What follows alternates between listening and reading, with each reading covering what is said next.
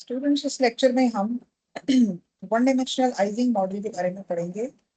Icing model जो है ये मैग्नेटिज्म के फिनोमेना को एक्सप्लेन करता है और ये बताता है कि एटम्स में जो है वो मैग्नेटिज्म जो है वो यानी कि डिफरेंट मैग्नेटिक फेसेस किस तरह से एग्जिस्ट करती हैं। और अगर एक जो है वो अ, कौन सी कंडीशन होगी कि फेरोमैग्नेटिज्म फेरोमैग्नेटिक मटेरियल जो है वो डायमैग्नेटिक या पैरामैग्नेटिक मटेरियल के अंदर तब्दील हो जाएगा। Ising model is the one which helps us the behavior of magnetism within the materials. तो ये एक सिंपलेस्ट मॉडल है और इस मॉडल को अगर हम देखें तो I will discuss the basic features या जो इसके जो प्रोमिनेंट फीचर्स हैं वो आपके साथ इसमें डिस्कस करूंगी इस मॉडल में। तो इसके अंदर इस मॉडल के अंदर एटम्स को आप एक लैटिस के अंदर, यानी कि जो इसकी फंक्शन है उसमें यह है कि एटम्स जो है ना वो लैटिस की शक्ल में इस तरह से ना अरेंज हुए हैं। ठीक है। अब डेफिनेटली एटम की आपको पता है कि मैग्नेटिज्म अराइज करता है उनकी स्पिन से। तो अगर तो सारे एटम्स की स्पिन जो है वो पैरेलल होंगी तो वहां पर हाईली वो मैग्नेटाइज मटेरियल होगा। अगर वो एंटी पैरेलल होंगी तो वहां पर मैग्नेटिज्म जो है वो कैंसिल हो जाएगा। तो अब जो एटम्स है ना वो आप ये समझे कि ये एक लैटिस है, टू डायमेंशनल लैटिस है। और अगर मैं सिर्फ एक यानी कि एक इसकी रो उठा लूं तो ये वन डायमेंशनल लैटिस है। तो इसका मतलब है कि जो आइजिंग मॉडल है वो वन डायमेंशनल आइज एक किस्म के लैटिस ऑफ एटम्स को एक्सप्लेन करता है। अब अगर मैं उठा लूं ये वाला एक इस तरह से एक एरे ऑफ एटम्स, तो अब इसके अंदर मैग्नेटिज्म अगर मैंने ऑब्जर्व करना है तो अगर इनकी स्पिन सारी आपस में पैरेलल होंगी तो फिर क्या होगा। और अगर इनकी स्पिन आपस में एंटी पैरेलल होंगी तो फिर क्या होगा। तो और ये भी होता है कि बाज़ औक़ात आपने जैसे एक्सटर्नल मैग्नेटिक फील्ड अप्लाई किया, आपको पता है कि मैग्नेटिज्म का जो फिनोमेना है मटेरियल्स के अंदर वो रिस्पॉन्ड करता है एक्सटर्नल मैग्नेटिक फील्ड को। जैसे डायमैग्नेटिज्म तब अपीयर होगा जब आप एक्सटर्नल मैग्नेटिक फील्ड में मटेरियल को रखेंगे, या पैरामैग्नेटिज्म तब अपीयर होगा जब आप एक्सटर्नल मैग्नेटिक फील्ड के अंदर रखेंगे। तो इसी तरह से और फेरोमैग्नेटिक मटेरियल भी magnetise in the presence of external magnetic field होता है। और जो मटेरियल्स आपको इनके बाय डिफॉल्ट आपको ये फेजेस एग्जिबिट करते नजर आते हैं, they respond to the basically the magnetic field of earth, यानी कि जियो मैग्नेटिक फील्ड को रिस्पॉन्ड करते हैं और उसको एक्सटर्नल मैग्नेटिक फील्ड कंसिडर करते हैं। इसके अलावा भी हम एक्सटर्नल मैग्नेटिक फील्ड क्रिएट कर सकते हैं और मटेरियल को उस एक्सटर्नल मैग्नेटिक फील्ड में रखकर हम जो है वो उसका बिहेवियर ऑब्जर्व कर सकते हैं। अब इसके अंदर दो तरह की चीज है। एक तो जाहिर है ये एटम भी अपनी स्पिन की वजह से एक छोटा सा मैग्नेट है, ये एटम भी एक मैग्नेट है, ये भी इसी सारे यानी इसके अंदर एक इंटरनल मैग्नेटिज्म भी मौजूद है। और एक ये है कि आपने उठाकर इसको इस सिस्टम को एक एक्सटर्नल मैग्नेटिक फील्ड के अंदर प्लेस कर दिया है। अब इस सिस्टम में ये जो एटम्स हैं ये एक्सटर्नल मैग्नेटिक फील्ड के साथ भी इंटरेक्ट करेंगे और इसके साथ ही साथ ये इंटरनली भी एक दूसरे के साथ इंटरेक्ट करेंगे। प्लस इसकी इंपॉर्टेंट चीज ये है कि सबसे पहले हमने ये देखना है कि इनकी स्पिन्स को हम कैसे कैरेक्टराइज करेंगे। तो अगर हम कह रहे हैं कि ये स्पिन अप है फॉर एग्जांपल, तो स्पिन अप को वी कैन कॉल इट, जो इनकी इंट्रिंसिक स्पिन है वो, यानी कि इंट्रिंसिक मीन जो बाय बर्थ इनके पास जो एक स्पिन है, इनकी जो इंट्रिंसिक टेंडेंसी है वो, उसको हम कह देंगे +1। और अगर इनकी स्पिन डाउन है तो उसको हम कह देंगे -1। ठीक है। तो अब ये सारे अरेंज हुए हुए हैं तो इसका मतलब है कि इनकी किसी की अगर ये सारे आप स्पिन अप हैं तो ये इनकी सबकी स्पिन +1 होगी। अगर ये सारे स्पिन डाउन है तो इनकी स्पिन -1 होगी। और अगर ये कुछ स्पिन अप कुछ स्पिन डाउन है तो अकॉर्डिंगली हम प्लस और माइनस साइंस की इंटरेक्शन आपस में देखेंगे। तो अब इसके अंदर एक तो ये है कि ये हर जो एटम है ना ये आपस में एक दूसरे के मैग्नेटिज्म के साथ भी इंटरेक्ट कर रहा है, यानी कि इसकी स्पिन इसके साथ इंटरेक्ट कर रही है, इसकी स्पिन इसके साथ इंटरेक्ट कर रही है, ये इन तीन चारों के साथ इंटरेक्ट कर रहा है। ठीक है। जैसे आपने चार्जेस के बारे में पढ़ा हुआ है कि वो तमाम चार्जेस एक दूसरे के ऊपर फोर्स लगाते हैं क्योंकि उनका अपना इलेक्ट्रिक फील्ड होता है और उसको आप फिर उस पर सुपरपोजिशन के तहत आप कैलकुलेट भी करते हैं कि टोटल फोर्स एक दूसरे पे कितनी लगा रहे हैं। तो इसी तरह से इनकी जो स्पिन है वो सारी सब एक दूसरे के ऊपर स्पिन अपने स्पिन के जरिए जो है ना एक दूसरे के ऊपर इंफ्लुएंस कर रहे हैं। अभी हम इनके एक्सटर्नल मैग्नेटिक फील्ड के साथ इनके इंफ्लुएंस नहीं देख रहे, बट लेटर ऑन ये क्या करेंगे कि ये एक्सटर्नल मैग्नेटिक फील्ड के साथ भी जो है वो इंटरेक्ट करेंगे। अब अगर इनकी इनकी जो इंटरेक्शन एनर्जी है उसको अगर मैं डीकम्पोज करूं तो वो दो पार्ट्स में डीकम्पोज होगी। एक तो इनकी आपस की इंटरेक्शन के ऊपर जो एनर्जी लग रही है एक जो वो बाहर यानी कि बाहर वाले मैग्नेटिक फील्ड के साथ वो जो कर रही है, इंटरेक्ट कर रहे हैं, तो जो एनर्जी फील्ड वहां पर बन रहा है उसकी जो एनर्जी है वो हो गई। तो इट मीन्स कि यहाँ पे इसकी जो सिस्टम की जो टोटल एनर्जी है वो सम है दो किस्म की एनर्जीज की, इंटरनल इंटरेक्शंस की प्लस जो है एक्सटर्नल इंटरेक्शन। एक तो ये चीज होगी, ठीक है।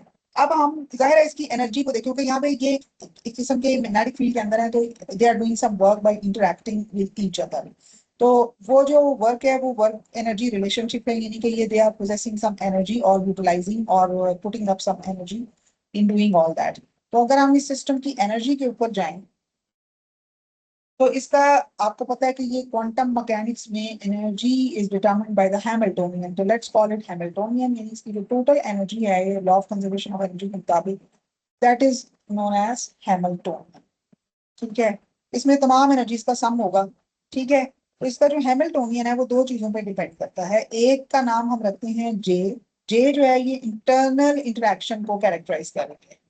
ठीक है, इसका नाम होता है, ये एक दूसरे के साथ जब एनर्जी एक्सचेंज करती हैं तो उसका नाम होता है एक्सचेंज एक्सचेंज इंटरैक्शन,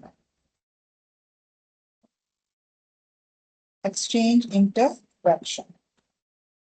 ठीक है। अच्छा, अब जनाब जो इसका बाहर वाले मैग्नेटिक फील्ड, अगर इसको बाहर वाले किसी मैग्नेटिक फील्ड के साथ इंटरेक्शन करना पड़ रहा है, जो कि ये करता है हर हाल में, अगर ये जियो मैग्नेटिक फील्ड के अंदर भी है, तो इसकी इंटरनल जो है वो ये है एक्सटर्नल, या आपने बाहर कोई external magnetic field for example create किया हुआ है, तो वो फिर उसका नाम हम एच रख देते हैं और वो हमारा external, that would be known as external magnetic field.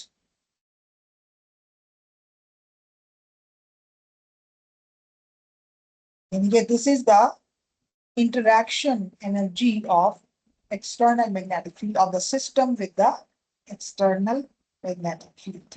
तो अब इसका हैमिल्टोनियन ना दो चीजों पे डिपेंड करेगा। एक जे पे, यानी जैसे आप वैसे हैमिल्टोनियन लिखते हैं वो kinetic energy plus potential energy होता है, इसी तरह से यहाँ पर you are basically representing it in the form of their interaction, and that interaction is represented as J and H, depending upon their parallel and anti-parallel spins, right? This is what it is. So अगर हम इसकी इनकी यानी कि इसकी इनकी जो intrinsic spins है, इंटरनल स्पिन्स हैं, वो या प्लस है या माइनस है। So based on these assumptions, we can write an expression for the Hamiltonian, and that is H. Hamiltonian इसका इस तरह से लिखा जाता है, we write it with minus sign, just like we write the potential energy with the minus sign by default, right? So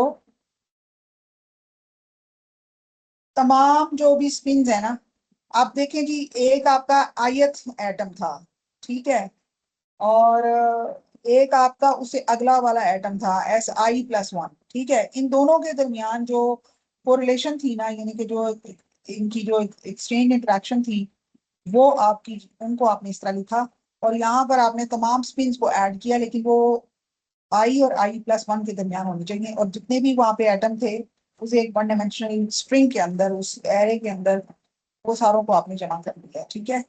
अच्छा, अब अगला जो इसका आएगा उसमें एच, यानी कि ये कोफिशिएंट आएगा एच, कोई क्वांटिटी आएगी, उसके साथ डेफिनेटली आपने, ये चूंकि हर एटम एक्सटर्नल मैग्नेटिक फील्ड के साथ इंटरेक्ट कर रहा है, 1 से n तक आई की वैल्यू होगी, और ये हर एटम की अपनी जो स्पिन है ना यहाँ पे वो जमा होती है, ऐड होता है, ठीक है। तो ये वैल्यू जो है ये एच है, ठीक है।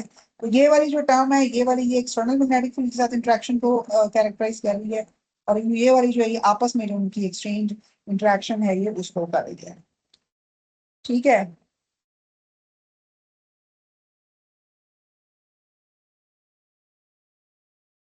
अच्छा, ये जो जे है ना, इसके मुख्तलिफ नाम है, इसको एक्सचेंज कोरिलेशन फंक्शन भी कहा जाता है और स्पिन स्पिन इंटरेक्शन भी कहा जाता है, ठीक है।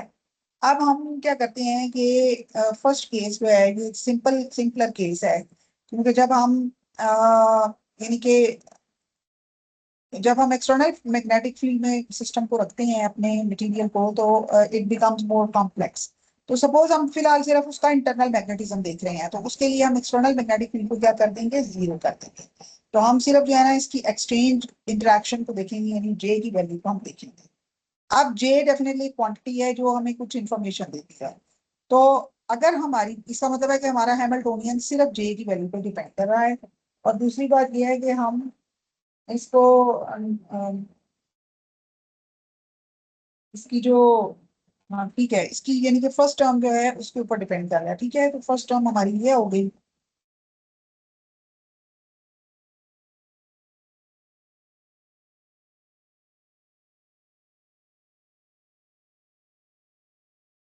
और ये सेकंड टर्म हमारी जीरो हो गई, क्योंकि हमने एच को जीरो कर दिया। हमने कहा जी कोई एक्सटर्नल नहीं है, क्योंकि नहीं है, सिर्फ इंटरनल इंट्रैक्शंस को हम समझने की कोशिश कर रहे हैं। तो अब इसके अंदर हमारी दो हो सकती हैं। अब हम डेफिनेटली देखेंगे कि ये प्लस माइनस आपस में किस तरीके से ये इंटरेक्ट कर रहे हैं। ठीक है, बाकी देखेंगे कि हमारी एनर्जी किस तरीके से वेरी कर रही है। अब जे के ऊपर दो कंडीशंस लग रही है। एक तो ये है कि या तो जे जो है वो जीरो से बड़ा है। अगर जे की वैल्यू जीरो से बड़ी होना इस फंक्शन की, तो हम कहेंगे कि तमाम एटम जो है ना वो पैरेलल स्पिन है उनकी, चाहे वो स्पिन अप है तो चाहे वो स्पिन डाउन है, but basically they are parallelly aligned. either they are spin up or spin down whatever, but they are parallel, right? अच्छा, सेकंड कंडीशन ये हो सकती है कि जे की वैल्यू जीरो से छोटी हो। If this is something, then it means that उस वक्त ये जो स्पिन है ना ये एंटी पैरेलल होंगे। ठीक है, तो ये कंडीशंस तो होंगी। अब इसको अगर हम देखें तो इसका मतलब है कि एनर्जी फिर किस तरीके से करेगी, यानी कि ये हैमिल्टोनियन पे क्या असर पड़ेगा इस इन कंडीशंस का। तो इस ये जो हैमिल्टोनियन की एक्सप्रेशन है, how will it behave actually, let us see. यहीं पे इसको जो है ना हम रखते हैं और उसको हम इस तरीके से देखते हैं कि ये हमारी जो ये समेशन है ना ये कैसे एक्ट करेगी, यानी कि इसकी एक्सप्रेशन कैसे बनेगी, इस चीज को हम कैसे एक्सप्रेस करेंगे। तो बेटा, अगर ये पैरेलल है, इफ इट इज पैरेलल, तो इस सारों का आंसर, इस सम का आंसर आएगा वन। और अगर जो है उस सूरत में हमारी जो एक्सप्रेशन है, यानी कि एच की, यानी कि ई की, इसको मैं ई कह देती हूँ, ठीक है, ये माइनस जे के बराबर आ जाए। ठीक है, और अगर ये एंटी पैरेलल कंडीशन है, यानी कि ये हमारी जे से ग्रेटर देन जीरो की का केस है, और अगर जे जो है वो लेस देन जीरो है, तो एस आई प्लस वन का जो समेशन होगी, सम है वो माइनस वन बन जाएगा। That sum will be equal to minus one. ठीक है, तो अगर वो माइनस वन होगा, क्योंकि वो एंटी पैरेलल है, तो क्योंकि इसके अंदर अगर मैं इसको रखूं तो ये दोनों अगर पैरेलल हैं, तो माइनस वन हो या वन हो, इसका आंसर प्लस वन हो जाए ना मल्टीप्लाई होने के बाद। और अगर ये एंटी पैरेलल है तो एक वन की एक माइनस वन की, तो आंसर हमेशा जो है माइनस वन आएगा। ठीक है, उस सूरत में हमारी जो एक्सप्रेशन हैमिल्टोनियन की है उसको मैं अब ई कह रही हूँ एच की बजाय, तो वो माइनस इंटू माइनस वन क्या आ जाएगा, जे। इसका मतलब है कि टोटल एनर्जी सिर्फ इस कोरिलेशन फंक्शन से हम रिप्रेजेंट कर सकते हैं। ठीक है, अच्छा, इसके अलावा एक और बात ये है कि ये जब ये पैरेलल होती है ना, तो ये एक किस्म की लोअर एनर्जी, यानी कि ये अपने आप को स्टेबलाइज कर रही होती हैं, ये लोअर एनर्जी स्टेट में चली जाती हैं, ये जो सारे एटम जो होते हैं ना स्पिन के अकॉर्डिंग, मैग्नेटिक फील्ड के अकॉर्डिंग। ठीक है, तो इसका मतलब है कि जैसे आप कह लें कि ग्रेविटेशनल फील्ड के अंदर कोई भी बॉडी जो होती है वो हमेशा स्टेबलाइज तब होती है जब उसकी पोटेंशियल एनर्जी कम हो जाती है, यानी कि वो सेंटर के करीब चली जाती है। ठीक है, तो उस वक्त वो स्टेबलाइज होती है। तो ये जब अपने आप को पैरेलल अलाइन करती है ना, तो उस वक्त ये लोअर एनर्जी स्टेट में होते हैं। जब ये एंटी पैरेलल होते हैं तो एक किस्म की इनकी इनके अंदर जो है ना, आप कह लें कि जो एंट्रोपी है या डिसऑर्डर है वो बढ़ जाता है, और ये एक किस्म का हायर एनर्जी स्टेट के अंदर होते हैं। ये एनर्जी स्टेट जो है ये मैग्नेटिक फील्ड के अंदर जो स्टोर्ड एनर्जी, उसकी बात हम कर रहे हैं। ठीक है, उसके बाद होता यह है कि जब हम किसी सिस्टम का टेम्परेचर कम करने की कोशिश करते हैं तो उस वक्त भी ये अपने आप को पैरेलल अलाइन करने की कोशिश करते हैं एटम। इट मींस कि ये क्योंकि ये उस वक्त अपनी एनर्जी को लोअर एनर्जी स्टेट के अंदर लेके जाने की कोशिश करते हैं। तो ये ऑर्डर्ड आपका सिस्टम ना ऑर्डर ऑर्डर होना शुरू हो गया कि जैसे ही आप टेम्परेचर बढ़ाएंगे ना तो डिसऑर्डर बढ़ना शुरू हो जाएगा। आप टेम्परेचर कम करेंगे तो ये डिसऑर्डर कम होना शुरू हो जाएगा। और आपकी जो एटम्स हैं वो पैरेलल अलाइन, उनकी स्पिन्स पैरेलल अलाइन होना शुरू हो जाएंगी और वो लोअर एनर्जी स्टेट्स की तरफ जाना शुरू हो जाएगा। ठीक है। अब आपको पता है कि स्टैटिस्टिकल मैकेनिक्स में हम इस इनका इनकी इसकी एनर्जी को काउंट करने के लिए या कैलकुलेट करने के लिए पार्टीशन फंक्शन का इस्तेमाल करते हैं। तो आइजिंग मॉडल के मुताबिक इस सिस्टम का पार्टीशन फंक्शन क्या होगा, उसकी हम डेरिवेशन में नहीं जा रहे और हम सिर्फ जो है ना उसकी वैल्यू को यूज करेंगे। और उसकी जो वैल्यू है, आपको पता है कि कैनोनिकल हम सिस्टम समझते आप इनके किसी भी कैनोनिकल जो आपका एंसेंबल है उसकी माइक्रो कैनोनिकल या कैनोनिकल एंसेंबल को नॉर्मली हम अपना एंसेंबल मानते हैं। और उसका जो एक्सप्रेशन होता है वो होता है ई माइनस बीटा ई। याद है आपको, ये हमने ऑलमोस्ट पढ़ा हुआ है। अब अगर हम इसको मैग्नेटिक फील्ड के लिहाज से एनर्जी को कैटेगराइज करें तो ये स्पिन के ऊपर हो रही है समेशन ई माइनस बीटा ई या एच, हम इसको कुछ भी लिख सकते हैं। ठीक है। तो अब आइजिंग मॉडल के मुताबिक हमने इसका जो हैमिल्टोनियन है वो यहाँ पे हम पुट कर देंगे। तो अब इसका जो पार्टीशन फंक्शन है वो क्या बन जाएगा, वो बन जाएगा आई एक्सपोनेंशियल। मैं ई को एक्सपोनेंशियल लिख लेती हूँ क्योंकि मैंने हैमिल्टोनियन की वैल्यू आगे डालनी है। और ये बीटा जो है ये मैं बीटा, बीटा तो एच के साथ आ ही रहा है ना, एच की वैल्यू हमने पुट करनी है। पहला था J I to power N S I plus one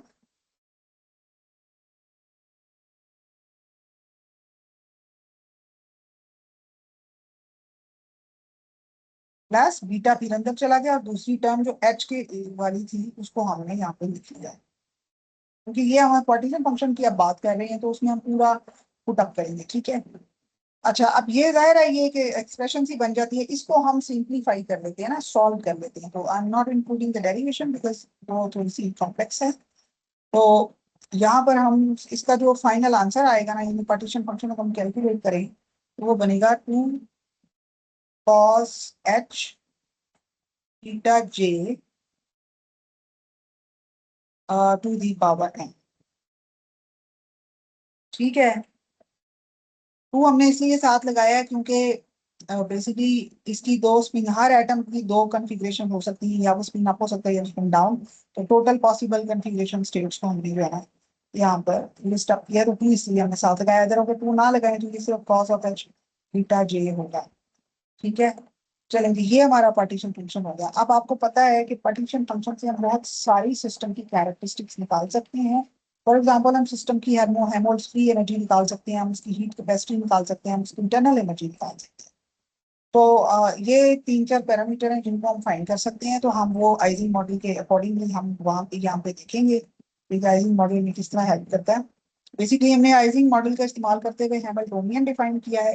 Hamiltonian से आगे फिर हमने जो है वो एक केस को डिस्कस किया है जिसमें हमने सिर्फ इंटरनल इंटरेक्शंस के मुताबिक देखा है कि किस तरह हैमिल्टोनियन बिहेव करेगा। फिर हमने उसका पार्टीशन फंक्शन जो है वो डिस्क्राइब किया है और अब हम उसकी एप्लीकेशंस करने लगे हैं कि पार्टीशन फंक्शन का यूज करते हुए हम सिस्टम की मतलब प्रॉपर्टीज को समझ सकते हैं। फॉर एग्जाम्पल हम हेल्महोल्ट्ज फ्री एनर्जी को की वैल्यू को फाइंड कर सकते हैं। इसका जो फॉर्मूला होता है in terms of partition function, इसको एफ कहा जाता है और इसका फॉर्मूला होता है K D L N of Z. तो अब यहाँ पर हम सिंपल क्या करेंगे कि हम आपको पता है कि ये हमारा ये जो ए है, फॉर एग्जाम्पल ये हमारा पार्टीशन फंक्शन है। तो लेट्स कैलकुलेट जेड। तो सिंपल क्या आ जाएगा, एल एन की प्रॉपर्टीज के मुताबिक एक्सपोनेंशियल साथ मल्टीप्लाई हो गया एक्सपोनेंट जो था एन, और इधर आ जाएगा L N of 2 cos h beta G. ठीक है।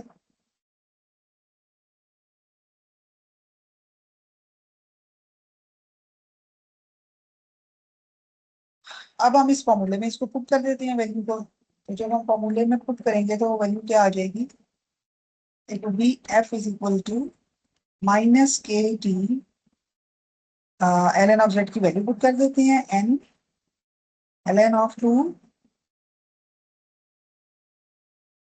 cos h बीटा j, ठीक है, ये वैल्यूज पुट कर देते हैं। और उसके बाद अगर हमने एनर्जी पर स्पिन फाइंड करनी हो तो हम क्या करेंगे कि अगर हमने if want to find energy per spin, यानी कि हर एटम की एनर्जी अगर हम ये फाइंड, ये तो हमने सिस्टम की फाइंड किया ना, तो that would be equal to small F, और ये टोटल एनर्जी को टोटल नंबर ऑफ पार्टिकल्स के साथ हम क्या कर देंगे, डिवाइड। तो अगर हम ऐसा करेंगे तो ऑब्वियसली ये फॉर्मूला क्या बन जाएगा, एन दूसरी तरफ चला जाएगा, L N of 2 cos h cos hyperbolic into beta j। ये एक्सप्रेशन किसकी होगी, इस एक्सप्रेशन के जरिए हम इसकी हेमोल्स की एनर्जी को एनालाइज कर सकते हैं ऐसे सिस्टम की। और ये हम मैग्नेटिज्म में देख रहे हैं, इनके मैग्नेटिक प्रॉपर्टीज को देख रहे हैं, स्टैटिस्टिकल मैकेनिक्स की फॉर्मुलेशन में। अच्छा, इसी तरह से सिस्टम की इंटरनल एनर्जी फाइंड की जा सकती है, इसको पार्टीशन फंक्शन का इस्तेमाल करते हैं। तो इंटरनल एनर्जी इसकी दूसरी प्रॉपर्टी है। हम इस तरह के सिस्टम की, जो कि एक मैग्नेटिक सिस्टम है, if we want to calculate its internal energy, तो इंटरनल एनर्जी का फॉर्मूला है in terms of partition function, that is minus partial by partial beta L N of Z. अब आपने L N of Z find किया हुआ है, आपने सिर्फ उसकी जो है ना वो डिफरेंशिएट करना है उसको।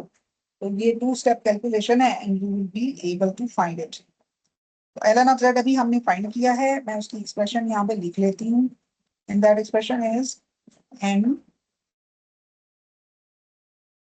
एन ln of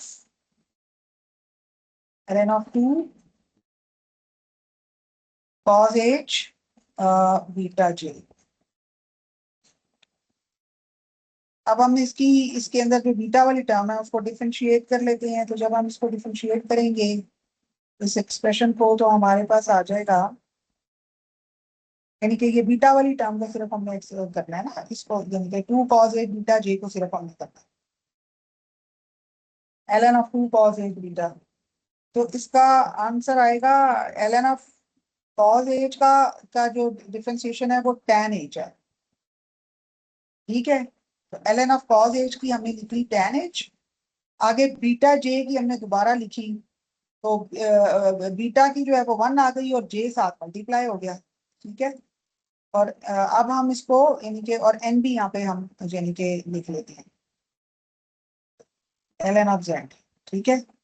तो ये हमारा आंसर आ गया। अब इसको हमने सिंपली जाकर हमने इंटरनल एनर्जी के फार्मूले में प्लग इन कर देना है। तो हमारा फार्मूला क्या बन जाएगा इंटरनल एनर्जी का, वो आ जाएगा -2n tan, और j इधर आ गया, tan h बीटा j, ठीक है, बीटा j।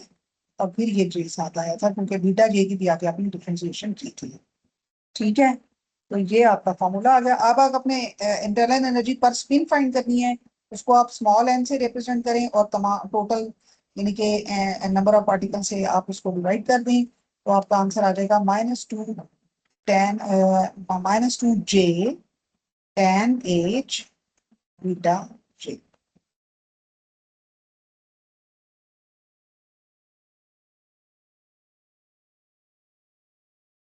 अच्छा, इसी तरह से आप हीट कैपेसिटी भी फाइंड कर सकते हैं, which is the third and last topic of this model. You can find out heat capacity in terms of partition function. तो उसका आपको पता फॉर्मूला होता है partial you by partial T, यानी कि आपने ये जो एक्सप्रेशन फाइंड की है ना इसकी इंटरनल एनर्जी की, उसका आपने टेम्परेचर के साथ उसका आपने वो लेना है। टेम्परेचर वाली टर्म जो है ना वो बीटा के अंदर छुपी हुई है, यानी कि this is the temperature term, okay. And you की वैल्यू आपने अभी फाइंड की है, and that value is -n j tan h beta j। अब आप इसका यानी कि you can write it in terms of kT and further differentiated with respect to temperature, and it would be tan h 1 over kT into j. So it means that आपकी जो temperature वाली term है वो ये tan h के अंदर है, तो अगर मैं सिर्फ tan H को tan H 1/kT J को सिर्फ डिफरेंशिएट कर लूँ, फिर इसमें वापस प्लग इन कर दूँ, तो इसकी वैल्यू आ जाएगी, that expression would be -mj t tan H beta j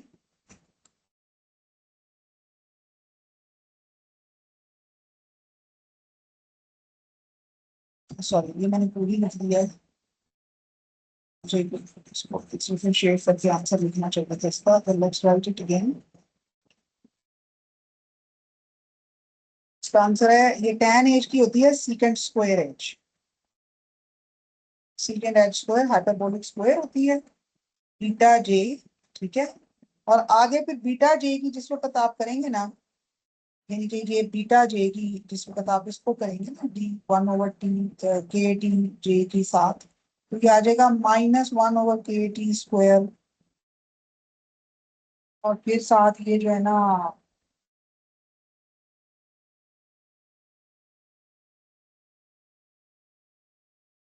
ये आपके पास इसका आंसर है, ठीक है।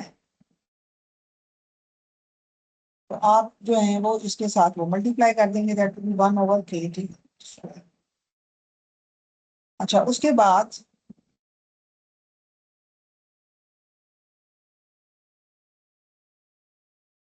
Will be writing in the expression जो कि partial u by partial t के बराबर थी, और आपने जो है वो इंटरनल एनर्जी की टर्म को डिफरेंशिएट कर लिया, और ये एन जे उसमें फॉर्मूले में आ रहा था, उसके साथ आपने इसको मल्टीप्लाई किया, N J into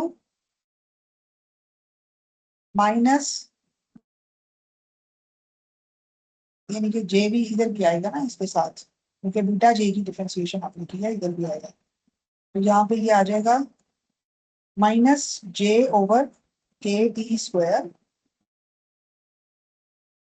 secant h² क्या जी, ये आ जाएगा एन जे स्क्वायर, ये minus I think by already जो था ना, इसके इसमें एक माइनस था इंटरनल एनर्जी के फॉर्मूले में, और दोनों माइनस आपस में हो जाएंगे मल्टीप्लाई के, तो ये आंसर आ जाएगा पॉजिटिव, और यहाँ पे ये आ जाएगा K T square second square H square beta G. अच्छा, यहाँ पे अब हम एक चीज जो और भी ऑब्जर्व करते हैं, ये तो हमारी हो गई एक्सप्रेशन इसकी हीट कैपेसिटी, राइट। अब हम एक और चीज यहाँ पर जो है लास्ट पॉइंट जिसको हम डिस्कस करना करेंगे, वो ये है कि इंटरनल एनर्जी का बिहेवियर हम लो और हाई एनर्जी टेम्परेचर पर देख सकते हैं। अच्छा जी, इंटरनल एनर्जी का भी, यानी कि इंटरनल एनर्जी का जो फॉर्मूला है वो भी हमने मेंशन किया है, वो है -mj tan h beta h, ये हमारा फॉर्मूला है। अब बीटा जो है ना, वो यहाँ पर टेम्परेचर की टर्म को उसमें होल्ड किया हुआ है। अब हम अगर हम कहते हैं कि इफ टी टेन टू, यानी कि लो टेम्परेचर पे जा रहा है, अगर टी ये 0 की तरफ जाएगा तो बीटा जो है ये इंफिनिटी की तरफ जाएगा, और टैन इंफिनिटी होता है 1, ठीक है। तो उस कंडीशन के अंदर आपकी इंटरनल एनर्जी की वैल्यू है क्या बन जाएगी, एन जे के बराबर। और अगर आपका टेम्परेचर जो है वो इंफिनिटी की तरफ जा रहा है, तो बीटा आपका जो है वो 0 की तरफ जाएगा।